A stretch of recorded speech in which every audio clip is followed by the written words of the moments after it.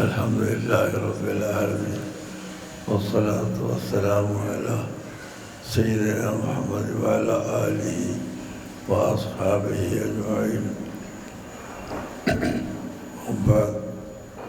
മുനാദറ എന്നതിന് തവജ്ജുഹുൽ മുതഖാസിമൈനി ഫിൽ നിസ്ബത്തി ബൈന ശൈഅൈനി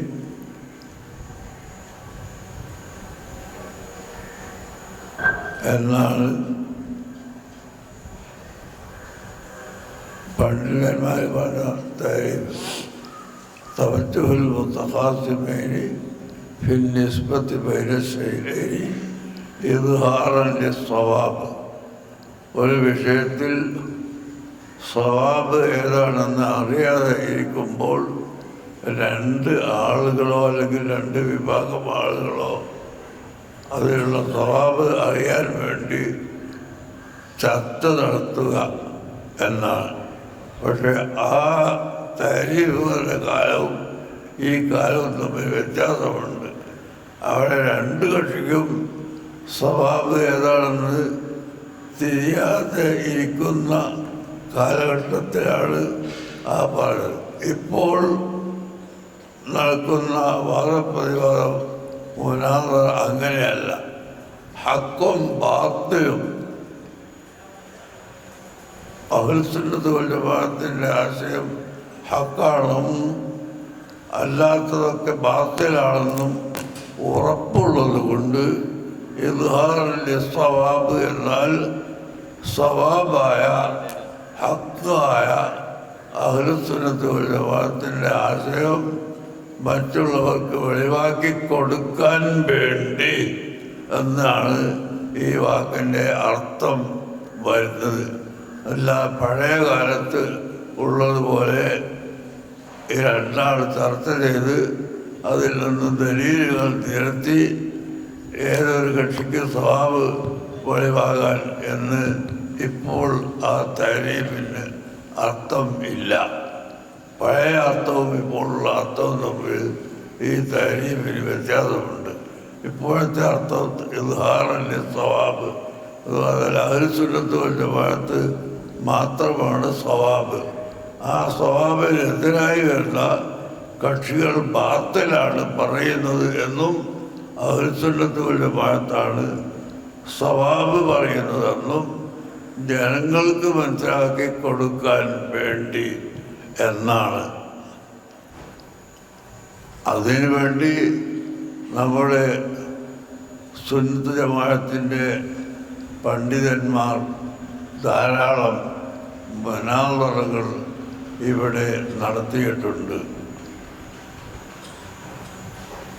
ബഹുമാനപ്പെട്ട മർഹൂം ഇ.കെ. ഹസൻ മുസ്ലിയാർ അവർകളാണ് ആ മുനാദറയുള്ള പേടി ആലിമീങ്ങൾക്ക് തീർത്തു കൊടുത്തത്. സുന്നത്ത് ജമാഅത്തിൻ്റെ ആലിമീങ്ങൾക്ക് മുനാദറ എന്ന് പറഞ്ഞാൽ അത് പേടിയായിരുന്നു. ആ പേടിയല്ല തീർത്ത്, എനിക്കും പേടി തീർത്തത് ഹസൻ മുസ്ലിയാർ തന്നെയാണ്. അങ്ങനെ ഒരു പേടി ഞാൻ ഹസൻ മുസ്ലിയാരോട് ഒരിക്കൽ ചോദിച്ചു, ഈ മുനാദറ ഇങ്ങനെ നമ്മൾക്ക് എന്താണ് അവർ ചോദിക്കുക എന്നുള്ളത് അറിയില്ലല്ലോ, അപ്പോൾ നമ്മൾ പരാജയപ്പെട്ടു പോകരുത്. അതിന് അദ്ദേഹം എന്നോട് പറഞ്ഞ മറുപടി, ഒന്ന് നാം പറയുന്നതും മനസ്സിലുള്ളതും ഒന്നായിരിക്കണം. മനസ്സിലുള്ള വിശ്വാസം തന്നെ പറയാൻ പാടുള്ളൂ.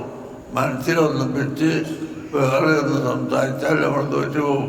നമ്മുടെ മനസ്സിൽ ഉള്ള അതെ നമ്മൾ വിശ്വസിക്കുന്ന ഉറച്ച വിശ്വാസം തന്നെ ആയിരിക്കണം അവരെ മുമ്പിൽ പറയുന്നത്. എന്നിട്ട് അതിൻ്റെ ദലീലുകളും രേഖകളുമെല്ലാം നമ്മൾ പഠിച്ചിരിക്കുകയും വേണം. എന്നാൽ നമ്മൾ സുന്നി ഉലമാക്കളിൽപ്പെട്ട ചില ഉസ്താദുമാർക്ക് ഒരു അഭിപ്രായം, ഹസൻ മുസ്ലിയാറും കൂട്ടരും ഇവിടെ ഇസ്തിംബാത്ത് ചെയ്ത് പുതിയ മസാല അങ്ങനെ പുറപ്പെടുവിക്കുകയാണ് എന്ന്. അപ്പോൾ ബഹുമാനപ്പെട്ട ഹസൻ മുസ്ലിയാർ ഒരു ദിവസം ആ ഉസ്താദന്മാരെ വിളിച്ചിട്ട് പറഞ്ഞു, നിസ്കാരം 5 വഖത്താണെന്ന് ഇജ്മാഅ് കൊണ്ട് സ്ഥിരപ്പെട്ടതാണല്ലോ. 5 വഖത്ത് ഇല്ല നിസ്കാരം എന്ന് ഒരാൾ പറഞ്ഞാൽ അവൻ ഇസ്ലാം മതത്തിൽ നിന്ന് പുറത്തു പോകും. അപ്പം അതിന് ആ ഇല്ലാതെ പറയുന്ന ഒരുത്തൻ മുർത്തദ്, അവൻ ആയത്തും ഓതി ഇങ്ങോട്ട് വന്നാലോ, ഖുർആൻ ആയത്ത് ഓതിയിട്ട് ഇങ്ങോട്ട് വന്നാൽ അവനോട് നമ്മൾ ഇവിടെ ആയത്തില്ല, നമ്മളിൽ 19 പേരുണ്ട് എന്ന് പറഞ്ഞാൽ ഒന്ന് സ്വീകരിക്കോ? അപ്പോൾ അതിന് ആയത്ത് തന്നെ കൊടുക്കണ്ടേ, വേണമല്ലോ. എന്നാൽ ഇമാം ഫഖറുദ്ദീൻ റാസി റഹിമഹുല്ലാഹ് പറഞ്ഞിട്ടുണ്ട്, ഹഫിളു അല സ്വലവാത്തി വസ്സലാത്തിൽ വുസ്ത എന്ന വസ്സലാത്തിൽ വുസ്ത എന്ന ഒറ്റ കഷ്ണം കൊണ്ട് നിസ്കാരം 5 വഖത്താണെന്ന് ഞാൻ സ്ഥിരപ്പെടുത്തും, ഇമാം റാസി സ്ഥിരപ്പെടുത്തിയതുപോലെ എന്ന് ബഹുമാനപ്പെട്ട മുസ്ലിയാർ പറയുകയും ഈ മുബ്തദിനെതിരായി സംസാരിക്കുകയും ചെയ്യും. വസ്സലാത്തിൽ വുസ്ത എന്ന് പറഞ്ഞാൽ നടുവിലുള്ള നിസ്കാരം, അത് 5 വഖത്തല്ലാതെ 4 വഖത്തായി പോയാൽ നടുവിലുള്ള നിസ്കാരമാവില്ല. അസ്റായാലും ളുഹറായാലും മഗ്രിബായാലും സുബ്ഹി ആയാലും അതിലൊക്കെ ഖിലാഫുണ്ടായിക്കോട്ടെ, ഏതായിരുന്നാലും ഒരു ഖാസായ ഒരു നിസ്കാരം എന്ന് പറയുമ്പോൾ നടുവിലുള്ള നിസ്കാരം. നേരെ മറിച്ച് 5 വഖത്താകുമ്പോൾ 2 അപ്പുറവും 2 ഇപ്പുറവും അതിന് നടുവിലുള്ള ഒന്ന്. അങ്ങനെ വസ്സലാത്തിൽ വുസ്ത എന്ന് പറയാൻ സാധിക്കും എന്ന് ഇമാം റാസി അദ്ദേഹത്തിൻ്റെ തഫ്സീറുൽ കബീറിൽ പറഞ്ഞിട്ടുണ്ട്. അങ്ങനെ മഹാന്മാരായ മുഫസ്സിറുകൾ പറഞ്ഞതുപോലെ തന്നെയാണ് ഞങ്ങൾ പറയുന്നത്. പക്ഷേ ആയത്ത് മാത്രമേ സ്വീകരിക്കുള്ളൂ എന്ന് പറഞ്ഞ് ഒരുത്തം വരുമ്പോൾ നമ്മൾ 10 പേര് മറിച്ചിട്ട് അങ്ങോട്ട് പോയാൽ അവൻ സ്വീകരിക്കൂലല്ലോ. അതുകൊണ്ട് ആയത്ത് തന്നെ, ഹദീസ് തന്നെ. ഇതാണ് നമ്മൾ ചെയ്യുന്നത്. ഞങ്ങൾ ഇസ്ബാത്തുൽ അദില്ലത്തി ലിൽ മസായിലിൽ മുജ്മഇ അലൈഹ ഔ ലിൽ മസായിലിൽ മുസ്തംബത്തത്തി എന്നാണ്. ഇസ്തിംബാത്ത് ചെയ്യപ്പെട്ട മസ്അലകൾക്ക് അല്ലെങ്കിൽ മുജ്മഇ അലൈഹിയായ മസ്അലകൾക്ക് അദില്ലത്തിനെ നാം സുബൂത്താക്കി കാണിച്ചു കൊടുക്കുക, അതാണ് നമ്മൾ ചെയ്യുന്നത് എന്ന് ബഹുമാനപ്പെട്ട മർഹൂം ഈ കേസ് മുസ്ലിയാർ പറയുകയുണ്ടായി. മുനാദറ കൊണ്ട് ഉപകാരപ്പെട്ടത് അയിരൂരുകാർ അത് കണ്ടോ കേട്ടതായിരിക്കും. അയിരൂര് കമ്മിറ്റി തിരഞ്ഞെടുത്ത് പുതിയൊരു കമ്മിറ്റി കിട്ടി. ആ കമ്മിറ്റിക്കാർ മദ്രസയിൽ നസ്വത്തുൽ മുജാഹിദിൻ്റെ പാഠപദ്ധതി ഉണ്ടാക്കി പള്ളിയിൽ ജുമാ ഖുത്ബ പരിഭാഷപ്പെടുത്താൻ തുടങ്ങി. അങ്ങനെ നാട്ടുകാർ എഴുത്തു കൊടുത്തത് നിങ്ങൾ ചെയ്തതൊക്കെ ഖുർആനും സുന്നത്തിനും എതിരാണ്, അതുകൊണ്ട് അത് ബോധ്യപ്പെടുത്താൻ ഞങ്ങൾ അങ്ങോട്ട് വരുന്നുണ്ട്, ഞങ്ങൾ പണ്ഡിതന്മാർ അങ്ങോട്ട് വരുന്നുണ്ട് ഇതൊക്കെ എഴുതി കൊടുത്ത് ചുരുക്കി പറയും. കഥ വളരെ നീണ്ട കഥയാണ്. അങ്ങനെ അവർ തയ്യാറായി. ആദ്യത്തെ ദിവസം തയ്യാറായില്ല, പിന്നെ ദിവസം തയ്യാറായി. അപ്പോൾ 2 മണിക്കൂറുകൾ എടുത്തോളി, 2 മണിക്കൂറുകൾ സംസാരിച്ചിട്ട് ഞങ്ങൾ 2 മണിക്കൂർ സംസാരിച്ചോളാന്ന് പറഞ്ഞാൽ അവർ ഞങ്ങൾക്ക് ബോധ്യപ്പെടണമെങ്കിൽ 2 മണിക്കൂറുകൾ പുസ്തകം കേൾക്കണം, എന്നാൽ ഞങ്ങൾക്ക് ബോധ്യപ്പെടുകയുള്ളൂ. അതുകൊണ്ട് 2 മണിക്കൂറുകളാണ് സംസാരിക്കുക. അതിന് ശേഷം ഞങ്ങൾ 2 മണിക്കൂർ അത് ബോധ്യപ്പെട്ടാൽ പിന്നൊന്നും കൊണ്ടുവരില്ല, ബോധ്യപ്പെട്ടില്ലെങ്കിൽ 2 മണിക്കൂറുകൾ സംസാരിക്കുന്നതാണ്. അവസാനം അങ്ങനെ അതിനുവേണ്ടി തർക്കം കൂടി അവർക്കൊരു ഖണ്ഡന പ്രസംഗമാക്കണം. 2 മണിക്കൂർ നമ്മൾ ആദ്യം പ്രസംഗിച്ച് അതിനുശേഷം 2 മണിക്കൂർ അവർ പ്രസംഗിക്കുമ്പോൾ ഈ ഖണ്ഡനത്തിനൊക്കെ ഖണ്ഡിച്ച് പറഞ്ഞ പൊതുജനങ്ങളല്ലേ, അവർ കേൾക്കുമ്പോൾ ഇതാ ശരിയെന്ന് കരുതി പോകും. അതിനുള്ള ലക്ഷ്യമാണ്. അപ്പം ഞാൻ പറഞ്ഞയച്ചു ഈ മധ്യസ്ഥന്മാരോട് ബോധ്യപ്പെടുത്തി കൊടുക്കാൻ നമുക്ക് എത്ര സമയം വേണം എന്ന് അവരല്ല തീരുമാനിക്കേണ്ടത്, അത് ഞങ്ങളാണ് തീരുമാനിക്കേണ്ടത്. ഞങ്ങൾക്ക് 5 മിനിറ്റ് മതി ഞങ്ങളെ ആ പാഠം സ്ഥിരപ്പെടുത്താൻ. അതുകൊണ്ട് 5 മിനിറ്റ് കൊണ്ട് നിങ്ങൾ ചെയ്തത് ഖുർആനും സുന്നത്തിനും എതിരാണെന്ന് നമ്മൾ സ്ഥിരപ്പെടുത്തി തരും. ആ 5 മിനിറ്റ് കൊണ്ട് നിങ്ങൾക്ക് ബോധ്യപ്പെട്ടാൽ നിങ്ങൾ പിന്നെ മുണ്ടാൻ പാടില്ല. 5 മിനിറ്റ് കൊണ്ട് ബോധ്യപ്പെട്ടില്ലേ, നിങ്ങൾ 5 മിനിറ്റ് പറയുക, അങ്ങനെ നമുക്ക് 2 മണിക്കൂർ നീട്ടിക്കൊണ്ടു പോകാം എന്ന് പറഞ്ഞപ്പോൾ അവർ അതിൽ മുട്ടി. നമുക്ക് ബോധ്യപ്പെടുത്താൻ 5 മിനിറ്റ് മതി നമ്മൾ പറയുമ്പോൾ അത് പറഞ്ഞ് നിങ്ങൾക്ക് 1 മണിക്കൂർ വേണം, 2 മണിക്കൂർ വേണം എന്ന് അവരല്ല പറയേണ്ടത്. അതിനവർക്ക് ന്യായം ഉണ്ടായില്ല. അങ്ങനെയാണ് വാദപ്രതിവാദം നടത്താൻ തീരുമാനിച്ച് പള്ളിയിൽ വെച്ചിട്ട് ജുമാ ഖുത്ബയെ സംബന്ധിച്ച് ഒരു വാദപ്രതിവാദം നടത്താൻ തീരുമാനിച്ചു. അങ്ങനെ ഒരു ഫിഖ്ഹിന്റെ പണ്ഡിതൻ എന്ന നിലയ്ക്ക് ഒരു പണ്ഡിതനെയും കൂട്ടിക്കൊണ്ടുവന്ന് ആ പണ്ഡിതൻ പറഞ്ഞു, ഒരു വാർത്തയോടെ വായിച്ചു, ഹാദായത്തി ഫീ ഗൈരിൽ അറബിയ്യത്തി. ഖാദി ഹുസൈൻ തങ്ങളോട് ചോദിക്കപ്പെട്ടു, മൽ ഫായിദത്തു ഫിൽ അറബിയ്യത്തി ലിഖൗമിയ്യം ഗൈരിൽ അറബിയ്യത്തി. അറബി അല്ലാത്ത ഭാഷ അറിയുന്ന ജനങ്ങളോട് അറബിയിൽ ഓതിയിട്ടെന്താണ് കാര്യം എന്നൊരു ചോദ്യം ഖാദി ഹുസൈനോട് ചോദിക്കപ്പെട്ടപ്പോൾ അദ്ദേഹം പറഞ്ഞത് ഫിൽജുമിൻ്റെ വഴലാണ്. ഇതിനെ സംബന്ധിച്ച് ഖാദി ഹുസൈൻ തങ്ങളോട് ചോദിക്കപ്പെട്ടപ്പോൾ അദ്ദേഹം പറഞ്ഞത് ഫിൽജുമിൻ്റെ വഴലാണ് എന്നാണ്. അതിനെപ്പറ്റി ഈ മുജാഹിദ് ഭാഗത്ത് വന്ന മുസ്ലിയാർ എഴുതിയിട്ട് പറഞ്ഞ്, ഇത് അറബി തന്നെ ആയിക്കോളന്നില്ലല്ലോ, നാം പിന്നെ എല്ലാവർക്കും ഫിൽജുമിൽ വഴലാവാൻ ഒരു ഉറുദുവിലോ ഇംഗ്ലീഷിലോ ഒക്കെ സംസാരിച്ചാൽ പോരെ മതിയെന്നാണല്ലോ മുജാഹിദിൽ പറയുന്നത്. സുബ്ഹാനല്ലാഹ്, കിട്ടിപ്പോയൊരു വിഷയം. ഞാനവിടെ എഴുതി നിന്നിട്ട് ഈ മുസ്ലിയാർ എവിടുന്നാണ് വരുന്നത്, ഏത് കിതാബും കൊണ്ടാണ് വന്നത് എന്നൊക്കെ ചോദിക്കാറുള്ളതൊക്കെ ചോദിച്ച് ആ കിതാബിലുള്ളത് ഖദ് യുഖാലു ഹാദായത്തി ഈ ഗൈരിൽ അറബിയ്യത്തി അയ്ളൻ ഇല്ലാ അന്നഹു ഖിലാഫു ഫിഅലി സലഫി വൽ ഖലഫി എന്നാണ് മുജൈരിമിയിലുള്ള ഇബാറത്ത്. ഞാനങ്ങോട്ട് കാണാതെ വായിച്ചു.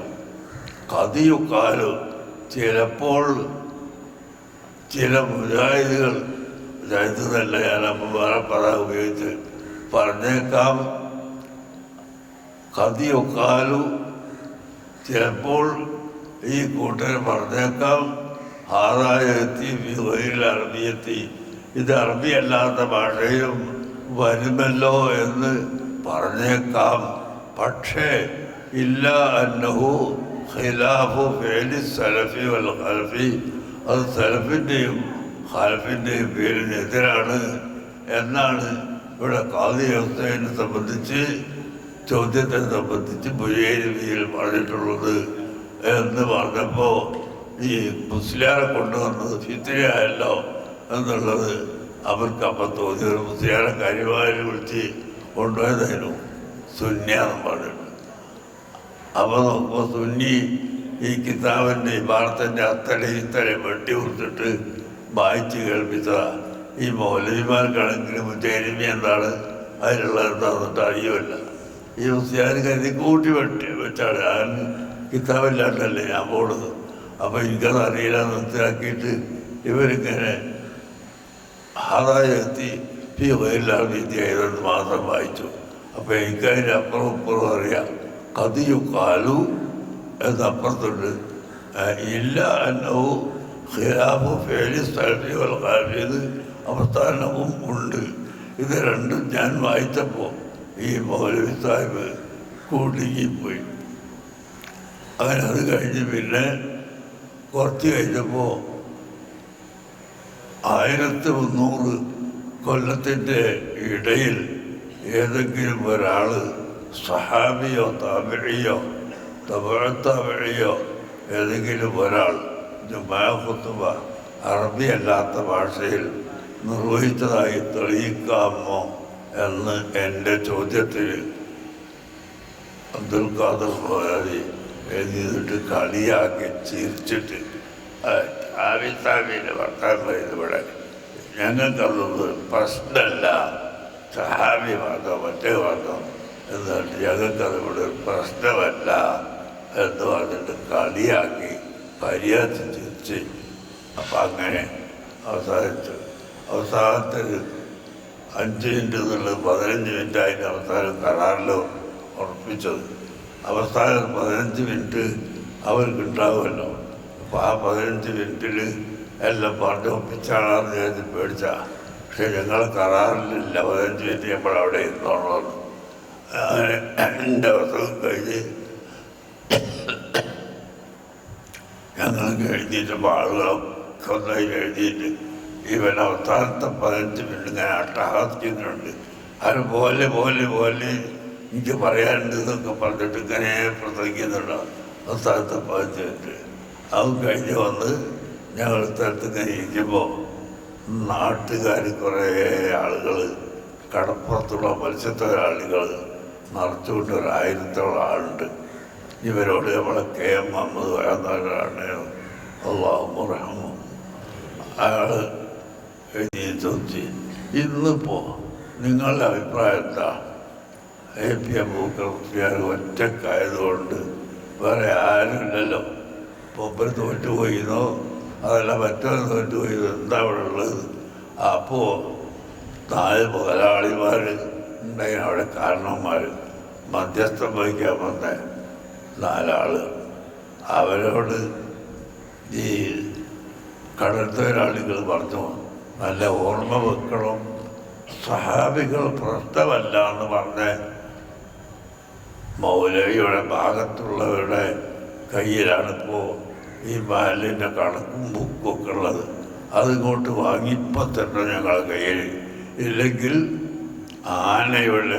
ആനക്ക് മധ്യസ്ഥം വഹിക്കാൻ പോയ കൊതുകിന് ആന മൂക്കിൽ വഹിച്ച കഥണ്ട്. അതുപോലെ നിങ്ങളെ അവർ മൂക്കിൽ വഹിച്ചാളും നല്ല ഓർമ്മത്തോടുള്ളത്. അത് പറയാൻ കാരണം ഈ 4 ആളുടെ കൂട്ടത്തിൽ ഒരു അധികാരി ഉണ്ടായിരുന്നു. അയാൾ കുറേ മധ്യസ്ഥം പറഞ്ഞു നടത്തിയിരുന്നു. 2 കുത്തുപാട്ടല്ലോ ഇതിന് നമ്മൾ തർക്കികൾ, ഒന്ന് മലയാളത്തിലും ഒന്ന് അറബിയിലും ആയിക്കോട്ടെ, എന്നാൽ 2 കൂട്ടർക്ക് ആയിക്കോട്ടെ ഇയാളിങ്ങനെ മധ്യസ്ഥം പറയാൻ നടത്തിയിരുന്നു. അതാണ് ഇവർ പറയാൻ കാരണം. ഏതായാലും പേടിച്ച് പറിച്ചിട്ട് 4 ആളും അപ്പം തന്നെ എഴുതിയിട്ട് പോയി ഈ ജമാഅത്തെ ഇസ്ലാമിക്കാരോട് മുജാഹിദുകാരോടും ഈ കണക്കും ബുക്കും രേഖകളൊക്കെ വാങ്ങി കൊണ്ടുവന്ന് എൻ്റെ കയ്യിൽ തന്ന് അത് ഞാൻ ആ ബുക്ക് സുന്നികളെ കയ്യിൽ കൊടുത്ത് പോന്ന്. ഇന്നും അവിടെ ദർസും മദ്രസയും എല്ലാം നമ്മുടെ മേലോട്ടത്തിൽ തന്നെ നടക്കുകയാണ്. ഒരു 10-20 കൊല്ലത്തോളമായി പോയി. അള്ളാഹുവിൻ്റെ തൗഫീഖ് കൊണ്ട് അവിടെയൊക്കെ നടക്കുക. പാലക്കാട് പൂടൂർ വാദപ്രതിവാദത്ത് വരുന്ന അവിടെയാണ് ബഹുമാനപ്പെട്ട മടവൂര് CM വലിയല്ലാഹി അവർകളെ പോയി കണ്ടത് ആരംഭിക്കണം വിചാരിച്ച് ഞാൻ 3-4 സ്ഥലത്ത് പോയി, എവിടെയും കണ്ടില്ല. അങ്ങനെ ഞങ്ങളെല്ലാവരും കൂടി പാലക്കാട്ട് പോയി മഞ്ഞംകുളത്ത് പോയി സിയാറത്ത് ചെയ്ത് അങ്ങോട്ട് ഇറങ്ങിയപ്പോൾ CM വലിയല്ലാഹിയുടെ ഖാദിമായ അബ്ദുറഹ്മാൻ മടവൂർക്കാരന് അയാൾ വന്നിട്ട് സലാം പറഞ്ഞു, എന്നെ CM വലിയുള്ള പറഞ്ഞയച്ചതാണ്, നിങ്ങളോട് സലാം പറയാൻ ഏൽപ്പിച്ചിട്ടുണ്ട്, വാദപ്രതിവാദം ചെയ്തോളൂ, വാദപ്രതിവാദം ജയിക്കും എന്ന് പറഞ്ഞിട്ടുണ്ട്. ഈ വിവരം പറഞ്ഞ് എന്നെ മടവൂരത്ത് കയറ്റതാണ്. അങ്ങനെ ഞങ്ങളവിടെ പോയി വാദപ്രതിവാദം നടത്തിയതിൽ 10 മിനിറ്റോളം ബോധം കെട്ട് നമ്മളെ മറുകക്ഷി സംസാരിക്കാൻ കഴിയാതെ ഇന്ന് പോയി. ചുരുക്കി പറഞ്ഞാൽ 90 വീട്ടുകാർ അവിടെ നിന്ന് സുന്നത്ത് ജമാഅത്തിലേക്ക് മടങ്ങി വരികയും അതിനെ തുടർന്ന് പറളി എന്ന സ്ഥലത്ത് സുന്നത്ത് ജമാഅത്തിൻ്റെ പള്ളി നമ്മൾ ഉണ്ടാക്കുകയും ആ പള്ളിയിൽ സുബഹ സ്ഥാപിക്കുകയും എല്ലാം ചെയ്തിട്ടുണ്ട്. അങ്ങനെ ഈ ഹക്ക് നമ്മുടെ ഭാഗത്താണെന്ന് ജനങ്ങൾക്ക് ബോധ്യപ്പെടുത്തി കൊടുക്കാൻ ഈ വാദപ്രതിവാദം കൊണ്ട് കഴിഞ്ഞിട്ടുണ്ട്. അല്ലാഹു സുബ്ഹാനഹു വ തആല തൗഫീഖ് ചെയ്തിട്ടുണ്ട്. അതുകൊണ്ട് നിങ്ങളും എല്ലാവരും ഹിക്മത്ത് വേണം.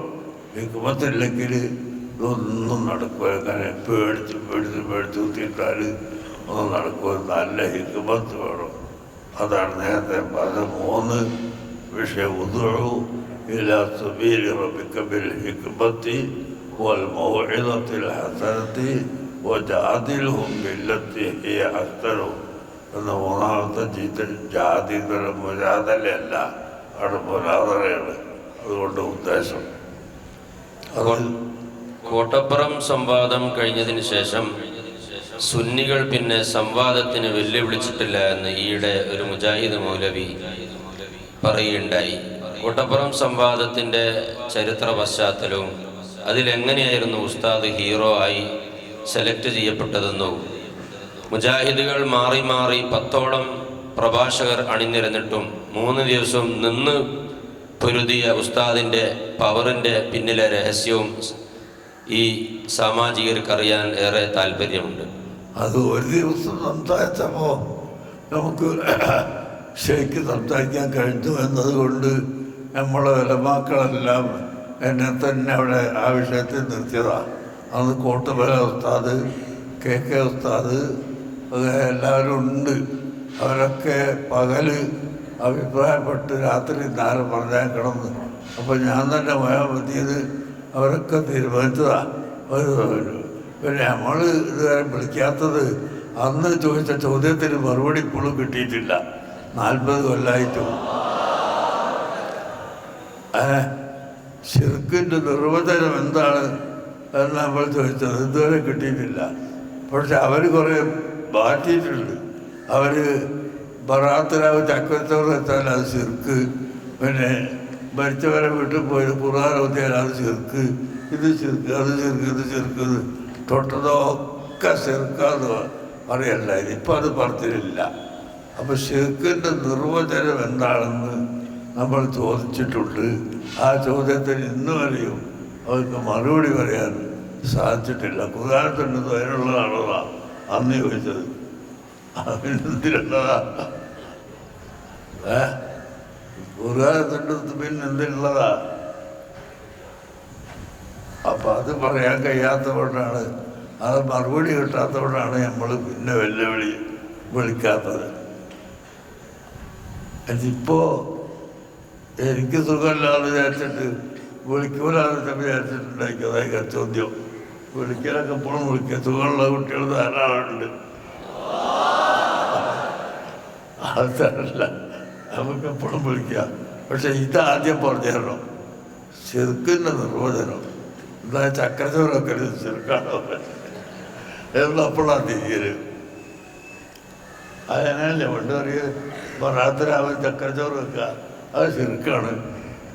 മരിച്ച വീട്ടിൽ പോയിട്ട് യാത്ര നോക്കിയാൽ അത് ശിർക്കാണ്. പിന്നെ കബർപ്പുറത്ത് കൈ ഒന്നിച്ചാൽ അത് ശിർക്കാണ്. ഇങ്ങനെ ശിർക്കിൻ്റെ കൊട്ടകൾ ഇങ്ങനെ അഴിച്ചു വിടലായിരുന്നു. ഇപ്പം അതൊന്നും ശിർക്കല്ല, ഒക്കെ മാറ്റിയിട്ട് വിദ്യാർത്ഥികൾക്ക് എത്തിയിട്ടുണ്ട്.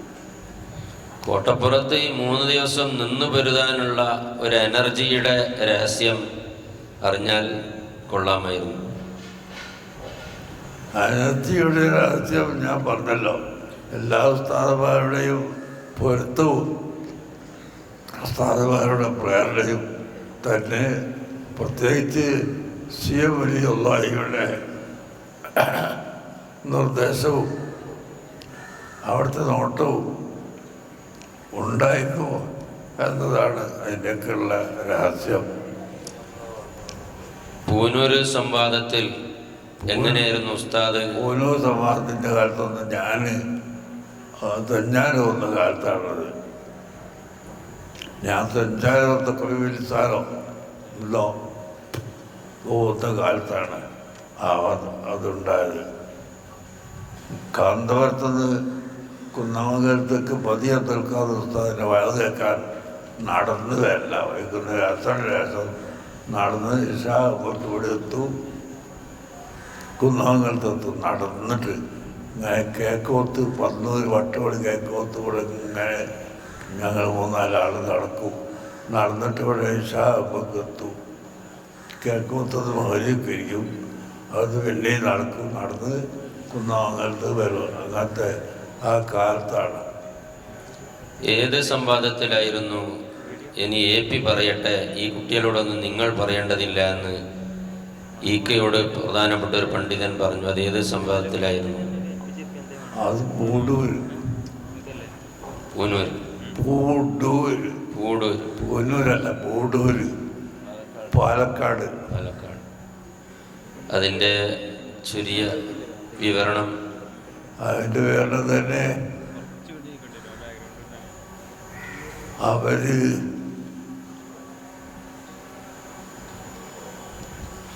ഭൗതികമായ ഒരു പുതിയ വാദം കൊണ്ടുവന്നത്.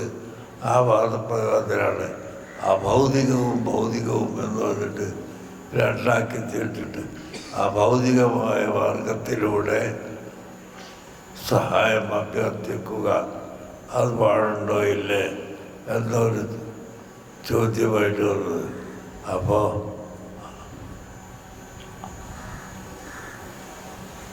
അതിങ്ങനെ വേണ്ടാത്ത ഓരോന്ന് പറഞ്ഞു കൊടുക്കുമ്പോൾ ശംസുലമ ആൾപ്പുറത്ത് മറുപടി പറയേണ്ടത് മൂപ്പരതിൽ ഹക്കായിട്ടുള്ള മറുപടി ഒന്നോ രണ്ടോ കലിമത്ത് കൊണ്ട് പറഞ്ഞ് അത് ഇരിക്കും.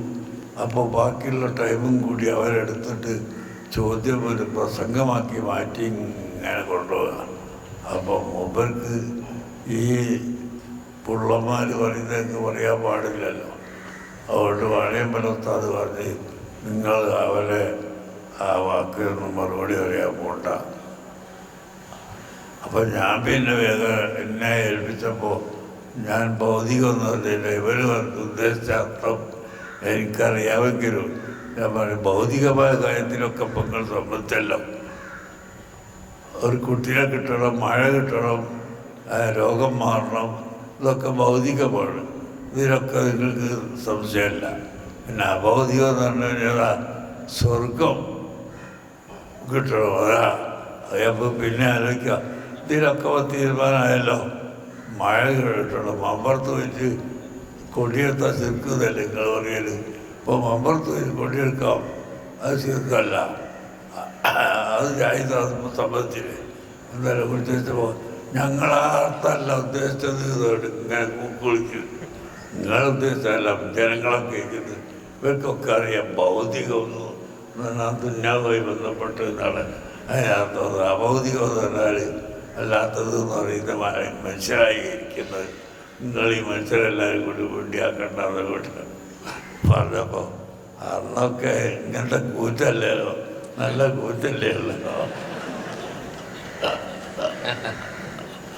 അന്ന് നല്ല കൂറ്റാണ്. വാഴക്കാട് ചേകന്നൂരായിട്ടുള്ള സംവാദത്തിൽ ചേകന്നൂർ ജയിച്ചു എന്ന് ചില ആളുകളൊക്കെ പറയാറുണ്ട്. അതിനെക്കുറിച്ച് ഉസ്താദിൻ്റെ അഭിപ്രായം? വാഴക്കാട് വാദപ്രതിവാദത്തിൽ ഞാനവിടെ ഉണ്ടെന്നേ ഉള്ളൂ, ഞാനതിലൊന്നുമില്ല. ഞാൻ സഹോദരരെ കൂടെ പോയിട്ടുണ്ട് വാദപ്രതിവാദത്തിൽ. ആ ശേഖരവ് ജയിച്ചത് ഇത് ശരിയല്ല, ഒരിക്കലും ശരിയല്ല.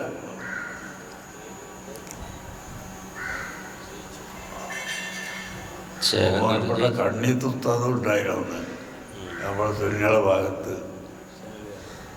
കണ്ണീത്തായ നമ്മളെ പ്രസിഡന്റ് അതിൻ്റെ ഇക്കാസമല്യാരാണ് നമ്മളെ തുണികളുടെ ഭാഗത്ത് സംസാരിച്ചത്. ചേകനൂർ മുജാഹിദായ കാലത്താണ്. ഈ ചേകനൂർ വാദമായിട്ട് വരുന്നതിന് മുമ്പ് മജിദത്ത് കറാമത്തിനെ സംബന്ധിച്ച് ആണ് വാദപ്രതിവാദം നടത്താനുള്ള വിഷയ നിർണയത്തിന് വേണ്ടിയാണ് വാഴക്കാടേക്ക് പോയത്. ഇക്കാസമുസ്യാർ ആക്കോട്ട് പുത്തരിച്ചായിരുന്നു ആ കാലത്ത്. അതുകൊണ്ടാണ് വാഴക്കാട്ടേക്ക് പോകാൻ കാരണം. അപ്പം അന്ന് മജിദത്ത് കറാമത്ത് എന്ന് പറഞ്ഞാൽ സാധാരണ മനുഷ്യർക്ക് സാധാരണ പ്രവർത്തനത്തിന് അള്ളാഹു കഴിവ് കൊടുക്കുന്നത് പോലെ അസാധാരണ സംഭവങ്ങൾക്ക് അള്ളാഹു തആല അസാധാരണക്കാരായ അമ്പിയാവോത്തലുകൾക്ക് കഴിവ് കൊടുക്കും എന്നാണ് അസംസ്കാരുടെ വാദം ഉണ്ടായിരുന്നത്.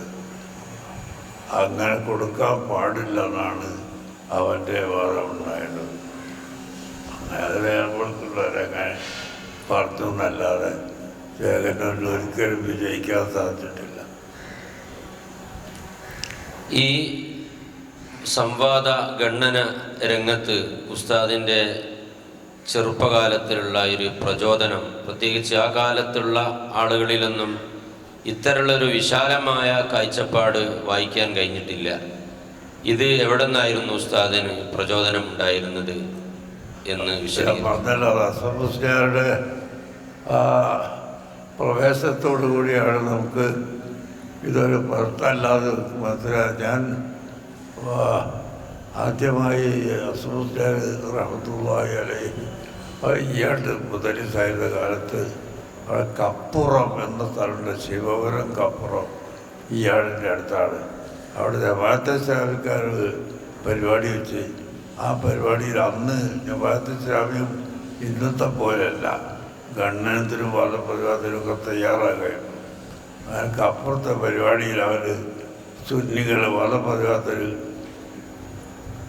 വെല്ലുവിളിച്ചു. നോട്ടീസിൽ തന്നെ ആ വാദപ്രതിവാദത്തെ വെല്ലുവിളിച്ചിട്ട് ഗണ്ണന പ്രസംഗത്തിന് മാത്രമല്ല, ഗണ്ണന പ്രസംഗത്തിന് പോയത് കേസമുദ്രയായിരുന്നു. അന്ന് ഞാനും അവിടെ പോയിട്ടുണ്ട്.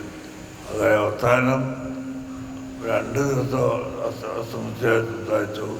3-ാം ദിവസം സംസാര വന്നു, മുമ്പ് സംസാരിച്ചു. അപ്പോൾ അന്നേരമൊക്കെ സംസാര വിഷയമുണ്ടായത് മരിച്ച വീട്ടിൽ ഭക്ഷണം ഉണ്ടാക്കുന്നത് സംബന്ധിച്ചായിരുന്നു. ദാഴി മാത്തി എന്ന് വിസ്കാത്തിലുണ്ട്. അത് വസാബി ദാഴി മാത്തിൻ എന്നേ ഉള്ളൂ എന്ന തർക്കവും അതിൻ്റെ അപ്പുറത്ത് വസാബിയിൽ ഇല്ലെങ്കിലും അതിൻ്റെ അപ്പുറത്ത് ഉണ്ട് എന്നും ഉണ്ട് എന്നില്ല എന്നുള്ള തർക്കത്ത് വരും. ദാഴി മാത്തിൻ എന്നോ ദാഴി മാത്തിന്നോ ഉള്ളത് എന്ന തർക്കവും ആ ഹദീസിൻ്റെ ലഫ്ളിൻ്റെ ചർച്ചയും എല്ലാമായി. അങ്ങനെ അന്നാണ് ഞാൻ അസമിലിയരോട് ചോദിച്ചത്, നമ്മളിങ്ങനെ ഈ വാദപ്രകാരത്തിന് പോയാൽ നമ്മൾ എന്താ അവയെ ചോദിക്കാതെ നമുക്കറിയാമല്ലോ, നമ്മളെന്ത് ചെയ്യും? അതിന് അസമിലിയർ തന്നെ മറുപടി, നമ്മളെ മനസ്സിലുള്ളത് മാത്രമേ ചോദിക്കാൻ പാടുള്ളൂ, പറയാൻ പാടുള്ളൂ. നമ്മളേതെങ്കിലും ഒരു വാദം നമ്മുടെ മനസ്സിലില്ലാത്തത് പറഞ്ഞാൽ നമ്മൾ തോറ്റു. നമ്മളെന്താണോ വിശ്വസിക്കുന്നത് ആ വിശ്വാസം മാത്രമേ പറയാൻ പാടുള്ളൂ. അതിൻ്റെ ദലീൽ നമ്മുടെ കയ്യിലുണ്ടാവുകയും വേണം. എന്നാൽ നമ്മൾ ഒരിക്കലും തോറ്റുപോകില്ലാന്ന് സൂര്യ പറഞ്ഞ് ആ ഇഖ്ലാസിൻ്റെ വഴിയും നമുക്ക് മനസ്സിലാക്കി. അത് സൂര്യാണ് നമുക്കതിനുള്ള ഈ വാദപ്രചാരത്തിൻ്റെ പ്രചോദനം ഉണ്ടാക്കി തന്നത് എന്ന് ഞാൻ എപ്പോഴും ഓർക്കാറുണ്ട്. അല്ലാഹു അദ്ദേഹത്തിന് എൻ്റെ കബറ് വെളിച്ചമാക്കി കൊടുക്കട്ടെ.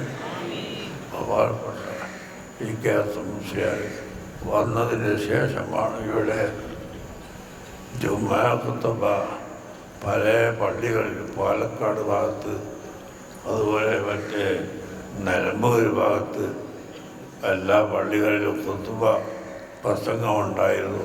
അതൊക്കെ നിർത്തിയത് ഞാൻ പോയിട്ട് അവിടെ 40 ബാല്യരെ ഖത്തീബുമാരെ ഒരുമിച്ച് കൂട്ടി ഒരു ക്ലാസ് എടുത്തു. ആ ക്ലാസ് എടുത്ത ശേഷമാണ് അവരൊക്കെ നിർത്തിയത്. അതിനൊക്കെ കാരണമായത് മുസ്ലിംഷാണ്. ഇൻഷാ അല്ലാഹ് ഇത് ഇവിടെ അവസാനിപ്പിക്കുകയാണ്. പുതിയ തലമുറക്ക് വിദേഹത്തിനെ പ്രതിരോധിക്കുന്ന രംഗത്ത് പുതിയ വല്ല നിർദ്ദേശങ്ങളും ഉസ്താദിൻ്റെ ഭാഗത്തു നിന്നുണ്ടായാൽ അത് വിറ്റ സമയത്ത് കുട്ടികൾ പരിപാടി വർണ്ണാഭിനനുസരിച്ച് നീങ്ങാൻ സമയമില്ലാതായി പോകും. അതുകൊണ്ട് ഇതിപ്പോൾ തൽക്കാലം നിർത്താം. പിന്നെ ഒരു പ്രാവശ്യം നമുക്കതിനെ പറ്റി സംസാരിക്കാം. കുട്ടികളോട് പറയാനുള്ള വേറൊരു കാര്യവും, ജോലി ഇല്ലാന്ന് ആരും പറയേണ്ട. റമദാൻ കഴിഞ്ഞാൽ ജോലി ഉണ്ടാവും. ഇവിടെ നമ്മളെ ഈ ബംഗാളിൽ 40 ആളെ ജോലിക്ക് ആവശ്യമുണ്ട് ഇപ്പോൾ. അപ്പോൾ ഈ